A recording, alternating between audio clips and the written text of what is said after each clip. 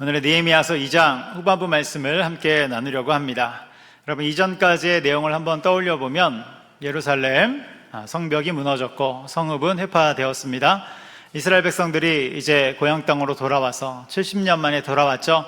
이스라엘을 건설하려고 하는데 주변 대적들의 공격과 그리고 여러 상황 가운데서 재건되지 못하고 이스라엘은 다시금 허물어지게 되는 것이죠. 여러분, 우리 중에도 혹시 무너진 성벽처럼 무너진 현실을 마주하는 분들이 있을 것입니다.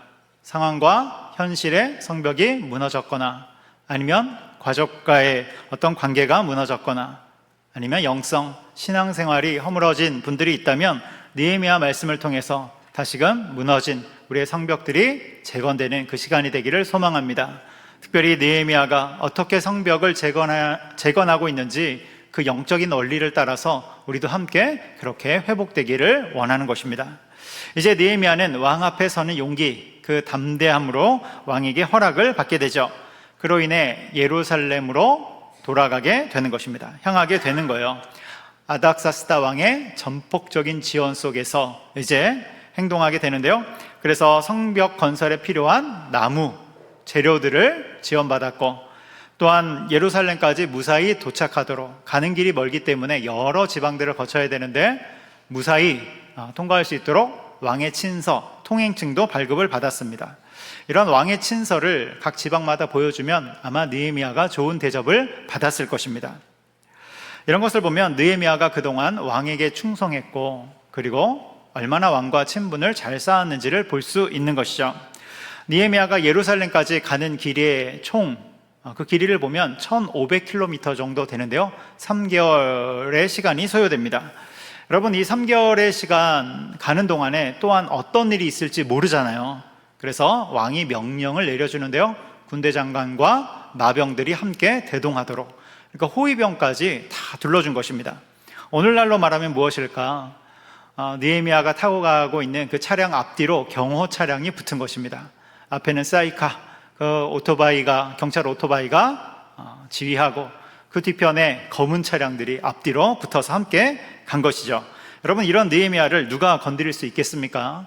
그리고 이런 방식으로 예루살렘에 도착하니까 주변 족속들도 다 보는 것이죠. 소문이 난 거예요. 이스라엘을 흥왕하게 하려는 자가 왔다, 이스라엘을 살리려는 자가 왔다, 이런 소식들이 다 퍼지게 되는 것입니다. 그리고 이제 성벽 재건이 본격적으로 시작되는 것이죠. 이러한 흐름 속에서 오늘 본문의 이야기는 두 가지가 나타나는데요. 첫 번째는 느헤미야가 예루살렘에 도착한 직후에 아무 일도 하지 않았다는 것입니다. 3일 동안 조용히 숨죽여 있었다는 부분이죠. 엄청난 위용을 보이면서 고국으로 돌아왔다면 당장 뭔가를 개혁할 것처럼 생각이 되는데 그러지 않았다는 것입니다. 이유가 뭘까? 여기에는 느헤미야의 리더십이 숨어 있습니다. 느헤미야의 리더십, 이것이 첫 번째이고요. 두 번째 이야기는 주변 족속들이 대적하는 장면입니다. 이제 성벽이 재건된다고 하니까 주변 족속들이 가만히 있지 않죠. 협박하고 모함하고 위협하면서 방해하는 것입니다. 다시 말해서 공격들이 있다는 것이죠. 이것이 두 번째 이야기입니다. 우리는 오늘 이 두 가지를 살필 것인데요, 먼저 뒷부분부터 살필 것입니다. 그래서 오늘 설교의 첫 번째는 공격을 넘어서서입니다. 공격을 넘어서서. 10절에 보면 대적자들의 이름이 나와요. 대적자들의 이름이 무엇이냐면 한번 띄워주시겠어요? 10절에 보면 다음 PPT를 보여주세요. 여기 보면 호론 사람 산발랏과 암몬 사람 도비야, 이렇게 나와 있죠. 산발랏과 도비야, 이들이 주동자입니다. 여러분, 한번 여러분에게 질문하겠습니다. 우리가 주님의 길을 걸어가려고 할 때, 믿음의 길을 걸어가려고 할 때 때때로 대적자들이 등장합니까, 안 합니까? 방해가 있죠. 방해꾼들이 있고 공격이 있습니다. 그것은 영적인 공격일 수도 있고 실체적인 공격들일 수도 있습니다. 그런데 여러분, 그때 여러분들은 무엇을 하십니까? 때때로 대적자들이 나타나고 또 외부의 공격이 있을 때 여러분들은 어떤 행동을 취하십니까?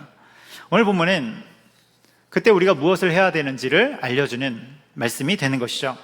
존 버년의 철로 역정에 보면 주인공인 크리스찬이 천성을 향해 가죠. 하늘 도시를 향해 갑니다. 그러면서 여러 가지 상황들을 만나는데 그 중에 허영의 시장, 허영의 시장에 도달을 하게 됩니다. 이 도시는 세상의 온갖 사치와 유혹과 부귀영화가 모여 있는 곳이죠. 심지어는 여러 가지를 매매하는데 사람의 영혼까지도 매매하는 그런 마을이 되는 것입니다. 이곳에 주인공 크리스찬이 들어서자 마을 사람들이 조롱하기 시작해요. 왜냐하면 크리스찬의 행색이 그 마을 사람들과 달랐기 때문입니다. 크리스찬은 의의 옷을 입고 있었어요.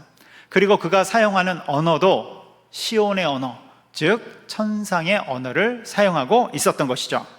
이곳에서 상인들이 무엇을 사기 원하냐 이렇게 묻습니다. 무엇을 사기 원하냐? 이때 크리스찬, 주인공인 크리스찬이 뭐라고 말하냐면 진리를 사기 원합니다 이렇게 말해요. 진리를 사기 원합니다. 이 말을 들은 마을 사람들이 비웃죠. 너 지금 뭐 하는 것이냐?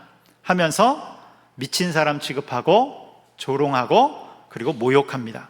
심지어는 침을 뱉고요, 흙을 던지기까지 하는 것이죠. 이후에 그대로 잡아가서 여러 이야기 속에서 감옥에 가두게 하는 것입니다. 이 이야기에서 주인공인 크리스찬은 오늘날을 살아가는 우리 그리스도인들을 뜻하는 것이죠. 그리고 천성을 향해 가는, 천국을 향해 가는 우리 그리스도인들 앞에 때때로 공격과 대적이 있음을 보여주는 것입니다. 어떤 책에서 오늘날의 그리스도인들을 공격하는 것은 야근이다 이렇게 쓰여진 글을 본 적이 있습니다. 특별히 젊은 그리스도인들에게 쓴 글인데요, 과도한 야근으로 인해 영적 생활들이 막힌다는 것이죠. 이것은 가정의 대화 단절, 불화까지도 연결이 된다고 써 있는데요, 예를 들어서 남편들을 예를 들어보면 남편은 늘 야근으로 인해 지쳐있고 피곤하니까 집에 오면 뭐 합니까? 잠만 자죠. 집에 오면 늘 잠만 자요. 그러니까 아내는 내가 하숙집을 차린 건지 결혼을 한 건지 모르겠다 하면서 불만이 생기고, 또 서로 대화하는 가운데, 대화를 못하는 가운데 서운함과 오해가 쌓인다는 것입니다. 물론 이 책은 직장에서 열심히 생활하는, 일하는 것을 부정하는 것은 아니에요. 오히려 그리스도인들은 주님이 주신 소명의식 속에서 우리에게 맡겨주신 그 일들을 잘 감당해야 되죠. 그리고 우리는 열심히 살아가는 것입니다. 그런데 삶을 모두 다 빨아들이고 피폐하게 하는 것이 있다면 그리스도인들은 그런 와중에서도 자신의 지금 상황이 어떠한지를 인식해야 되고, 그런 와중에 하나님을 바라볼 장치들을 끊임없이 마련해 나가야 된다는 것입니다. 그렇지 않으면, 그러한 삶이 우리를 쭉 이끄는 대로 계속 두면 결국에는 주일에만 겨우 교회에 나와서 예배드리는 썬데이 크리스찬에 만족하는 것으로 넘어간다는 것입니다. 여러분, 오늘 본문에는 산발락과 도비아라는 대적자들이 나타나요. 그런데 한 명이 더 있어요. 19절 상반절에 보면 게셈이라는 사람이 나오는데요, 19절 상반절에 우리 한번 같이 읽겠습니다. 시작. 호론 사람 산발락과 종이었던 사람 도비아와 아라비아 사람 게셈이 이 말을 듣고 우리를 업신여기고 우리를 비웃어. 그래서 여기 대적자들이 나타나는데요, 앞 글자만 따서 보면 조금 유치할 수 있지만 산발락, 도비아, 게셈이 비웃어서 산도깨비 이렇게 이야기할 수 있습니다. 그래서 산도깨비라는 대적이 나타난 거예요. 그런데 여러분, 이들의 모함과 협박은 심각합니다. 여러분, 만만치 않습니다. 대적자들의 공격은 만만치가 않아요. 절대로 가볍게 볼 수 없습니다. 그래서 19절 하반절에서 이렇게 이야기하죠. 이들이 이렇게 이야기합니다. 같이 읽겠습니다. 이르되 너희가 하는 일이 무엇이냐? 너희가 왕을 배반하고자 하느냐 하기로. 뭐라고 말합니까? 너희가 왕을 배반하고자 하느냐? 여러분, 이렇게 협박하는 거예요. 이 부분은 우리가 지난주에 살폈죠. 당시에 페르시아는 고대 근동의 패권을 차지한 대제국입니다. 영토가 굉장히 넓은 거예요. 그런데 영토가 너무 넓다 보니 통제력이 약해진 곳이 있고, 그곳에는 꽤나 반란이 일어난 것입니다. 그리고 아닥사스다 왕은 이것을 주시하고 경계하고 있는 상황이죠. 그런데 대적자들이 뭐라고 이야기합니까? 느헤미야, 너 지금 반란을 꿈꾸고 있는 거지? 왕을 배신하려고 하는 거지? 가슴이 철렁 내려앉을 만한 그런 이야기죠. 잘못해서 반역죄로 몰린다면 여러분, 그대로 능지처참당할 이야기입니다. 무서운 이야기예요. 무시할 수 없는 이야기입니다. 여러분, 대적자들의 공격, 특별히 그런 영적인 공격들은 만만치 않은 것입니다. 가볍게 봐서는 안 되는 거예요. 그런데 여러분, 이 지점에서 다시 말씀드리면 우리가 진리의 길, 믿음의 길을 갈 때 거기에는 공격이 있고 방해꾼들이 있구나. 여러분, 이것을 이상하게 여기지 말라는 거예요. 여러분, 공격이 있고 대적이 있는 것은 정상입니다. 때때로 그런 것들이 나타나는 것은 내가 어떻게 좀 내가 잘못해서가 아니라 내가 왜 이럴까, 그런 것이 아니라 정상이라는 거예요. 우리의 성벽을 무너뜨리려는 시도들은 때때로 존재하는 것입니다. 이때 중요한 것이 무엇입니까? 그러한 상황 속에서 나는 어떻게 해야 하는가? 나는 어떻게 해야 하는가? 나는 어떤 행동을 할 것인가? 여러분, 이것이 훨씬 더 중요하다는 사실입니다. 그렇다면 느헤미야는 무엇을 할까? 20절 상반절에 보면 이렇게 이야기하죠. 20절 상반절 같이 읽습니다. 내가 그들에게 대답하여 이르되 하늘의 하나님이 우리를 형통하게 하시리니 그의 종들인 우리가 일어나 건축하려니와. 아멘. 우리가 일어나 건축하려니와. 여기 보면 두 가지가 나타나요. 먼저는 우리가 일어나 건축하려니와 무엇입니까? 물러서지 않는다는 것입니다. 가던 길을 계속 가겠다는 것입니다. 공격이 있어도 진리의 길을 거두지 않겠다는 거예요. 여러분, 우리가 이제 주일에 오늘 교회에 다 오셨는데요. 올 때 길들을 보면 길들이 잘 정돈되어 있지 않습니까? 아스팔트 잘 깔려 있고 걷기가 좋습니다. 그런데 만일 아스팔트가 아니라 여러분, 진흙이라고 해도, 흙밭이라고 해도, 또 비가 와서 질퍽질퍽한 진흙밭이라고 해도, 그렇게 되었다고 해도 여러분, 교회에 오시겠습니까? 안 오시겠습니까? 네, 교회 당연히 오는 것이죠. 아무리 진흙밭이라고 해도, 구덩이가 있다 할지라도 우리는 교회에 오는 것입니다. 그 길을 가는 거예요. 그런 것처럼 우리는 진리의 길을 가는 것입니다. 때때로 그것이 진흙밭이고 우리 신발을 더럽히고 오염시킨다 할지라도 우리는 교회에 가는 것처럼 진리의 길을 계속해서 행해 나가는 것입니다. 그래서 느헤미야는 물러서지 않는다는 거예요. 오히려 대적이 있음을 아는 것처럼 그는 이미 다 각오한 사람처럼 일어나 건축을 하겠다, 이렇게 선언하는 것입니다. 그리고 두 번째는 느헤미야가 무엇을 하냐면 20절 중반부에 나오는 것처럼 20절 말씀 다시 한번 떼어주시면 감사하겠습니다. 하늘의 하나님이 우리를 형통하게 하시리니. 진리를 선포하며 나가는 것입니다. 그리고 진리를 붙잡으며 나가는 것입니다. 하나님이 결국 우리를 형통하게 하실 것이다. 하나님이 우리를 도우실 것이다. 하나님의 뜻이면 성벽이 건축될 것이다. 할렐루야. 여러분, 진리를 선언하며 나가는 것입니다. 그래서 우리 입술에는 항상 하나님을 향한, 하나님이 주신 그 진리와 그 말씀의 선언이 있는 것이죠. 설교 초반에 철로 욕정의 이야기를 했습니다. 주인공인 크리스찬은 허영의 시장, 허영의 마을, 이곳에서 결국 감옥에 갇히게 되죠. 그리고 재판에 넘겨진 후에 판결을 받는데요, 사형이라는 판결을 받게 되는 것입니다. 이제 순교당할 위기에 빠진 거예요. 물론 이후에 하나님의 은혜로 빠져나와서 계속해서 천성을 향해 가게 됩니다. 여러분, 느헤미야에게 있어서 지금의 공격은 두려운 것입니다. 그런데 그럼에도 불구하고 그는 피하지 않죠. 마치 철로 역정에 나오는 크리스찬이 순교의 위기 속에서도 믿음의 길을 포기하지 않는 것처럼 느헤미야도 죽으면 죽으리라, 이런 각오로 나가는 것입니다. 여러분, 때때로 우리의 삶에 공격이 있을 때가 있습니다. 혹 우리 가운데 신앙의 연수가 깊은 분들이 있다면 순교의 각오로도 나가시기를 바랍니다.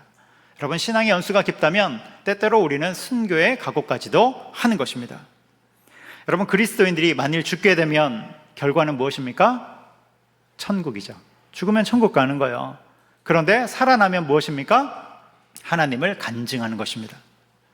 그래서 사나 죽으나 진리의 길로 가는 자들은 늘 승리밖에 없음을 여러분 반드시 기억하시기 바랍니다. 그래서 정리하면 느헤미야는 첫 번째로 물러서지 않고 그 길을 계속 가는 것입니다. 그리고 두 번째는 진리를 선포하며 붙잡은 것이죠. 진리를 선포하며 그 길로 가는 것입니다. 여러분, 우리에게도 이러한 신앙의 강단, 신앙의 뚝심과 야성이 있기를 주님의 이름으로 축복합니다. 이에 대한 적용점을 나누기 원합니다. 적용점 첫 번째는 그리스도를 바라보기입니다. 그리스도를 바라보기. 여러분, 항상 그리스도, 우리 구주 예수님을 바라보십시오. 예수 그리스도가 이 땅에 왔을 때, 이 땅에 계실 때 그 주변에는 온통 공격과 대적들이 있었습니다. 예수님이 진리의 길, 복음의 길로 가려고 하면 할수록 공격이 더 거세고 결국은 어디까지 공격합니까? 예수님을 십자가에 못 박을 정도까지 공격을 하는 것입니다. 여러분, 예수님은 아무런 죄가 없죠. 아무런 죄가 없어요. 그래서 예수님을 향한 공격들은 다 모함이고 음해입니다. 그렇게 협박받고 핍박받으셨죠. 대적자들이 노린 게 무엇입니까? 여러분, 대적자들 공격하는 것들이 노리는 것이 무엇입니까? 결국 십자가의 길에서 벗어나게 하려는 것입니다. 진리의 길에서 벗어나게 하려는 거예요. 그러나 우리 구주 예수 그리스도는 그 길에서 벗어나지 않으시고 십자가에 달리사 모든 것을 완성하셨습니다. 그리고 부활하사 지금은 하나님 보좌 우편에 앉아 온 세상을 통치하고 계십니다. 여러분, 먼저 십자가의 길을 가신 우리 구주 예수 그리스도를 바라보십시오. 그분은 우리가 받을 공격과 조롱까지도 몸소 받으신 것입니다. 그리고 주님 앞에 나가는 자들을 격려하시고 힘을 주셔서 믿음의 길을 걷도록 능력을 덧입혀 주십니다. 여러분, 이 사실을 반드시 기억하시기 바랍니다. 이러한 주님이 주시는 힘과 능력은 세상이 줄 수 없는 영적인 신비한 힘이 되는 것이죠.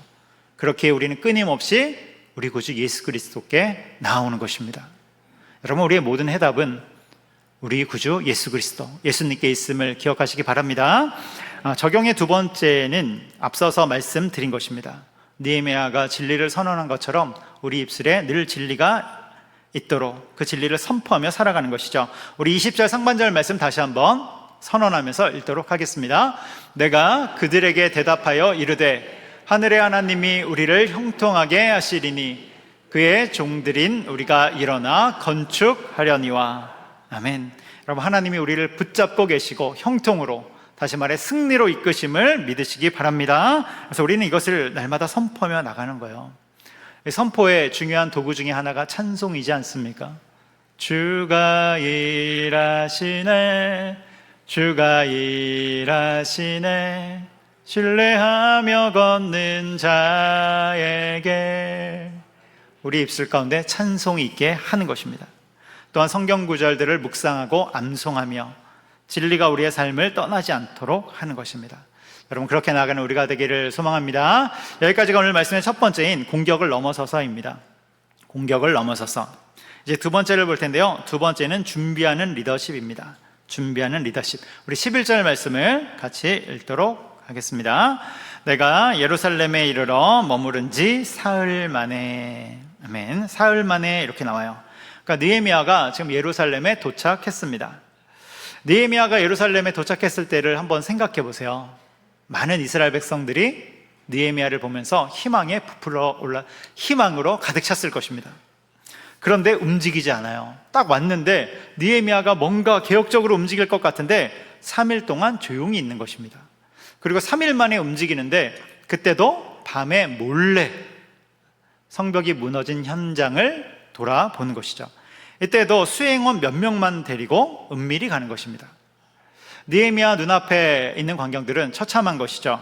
성벽은 다 허물어졌고 성문은 불탔고 특별히 샘문이라는 곳, 또 왕의 못이라는 곳에 이르러서는 모든 성벽이 무너져서 길이 다 끊어져 버린 것입니다. 다 길이 유실되었어요. 우리가 수해 현장 가면 모든 것이 무너져서 길이 사라진 것처럼 그런 처참한 현장이 바로 느헤미야가 보고 있는 광경이죠. 그리고 이제 3일이 지난 후에 모든 백성들을 불러 모아 성벽 건축을 이야기하는 것입니다. 선언하는 거예요. 17절인데요. 우리 17절도 같이 읽어보도록 하겠습니다. 후에 그들에게 이르기를 우리가 당한 공경은 너희도 보고 있는 바라.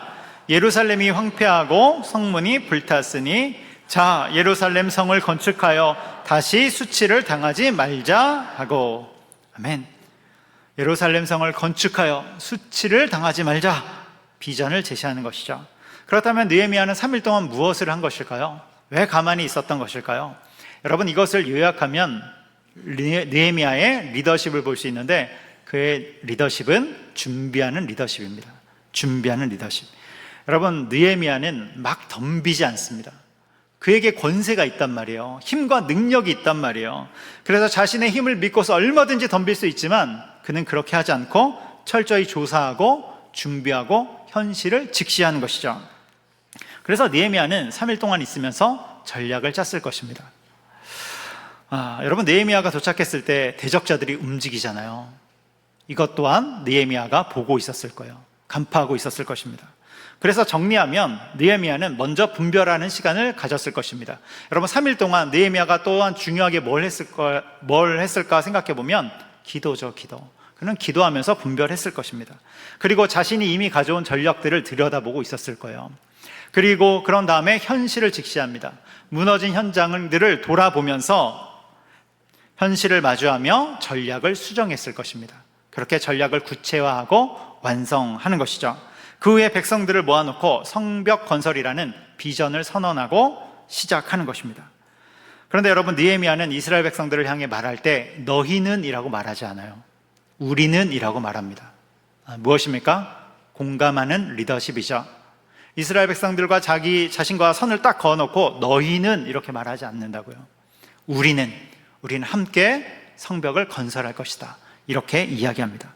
그래서 다시금 정리하면 기도로 분별하고 현실을 직시하면서 전략을 완성하고, 그 다음에 비전, 그 사명을 선언하고, 그 이후에 함께 그 일을 걸어가는 것입니다. 여러분 삶에 무너진 부분이 있습니까? 무너진 현실이 있습니까? 있다면 무엇입니까? 자녀와의 관계입니까? 상처와 아픔입니까? 아니면 영성, 신앙생활이 무너졌습니까? 아니면 재정, 건강, 상황, 이런 현실들이 흔들리고 있습니까? 아니면 현실의 벽이 너무 높아서 마음을 좀처럼 어떻게 할 수 없는 그 흔들림 가운데 있습니까? 느헤미야처럼 먼저 분별하고 현실을 직시하고 주님이신 지혜의 그 바른 전략 속에서 발걸음을 떼어 나가시기 바랍니다. 그리고 또한 함께할 자들이 있다면 함께하고 기도를 요청하고 믿음의 발걸음을 그렇게 해 나가시기를 소망합니다. 그렇게 나가는 저 여러분 되기를 주님의 이름으로 축복합니다. 기도하겠습니다.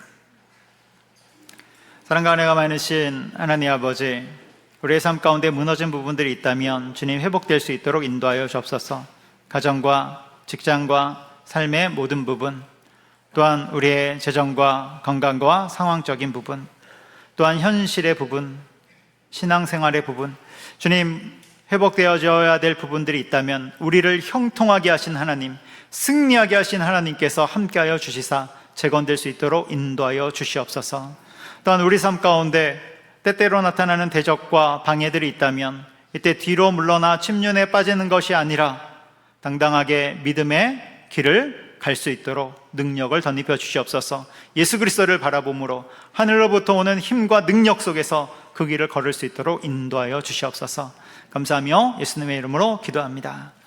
아멘.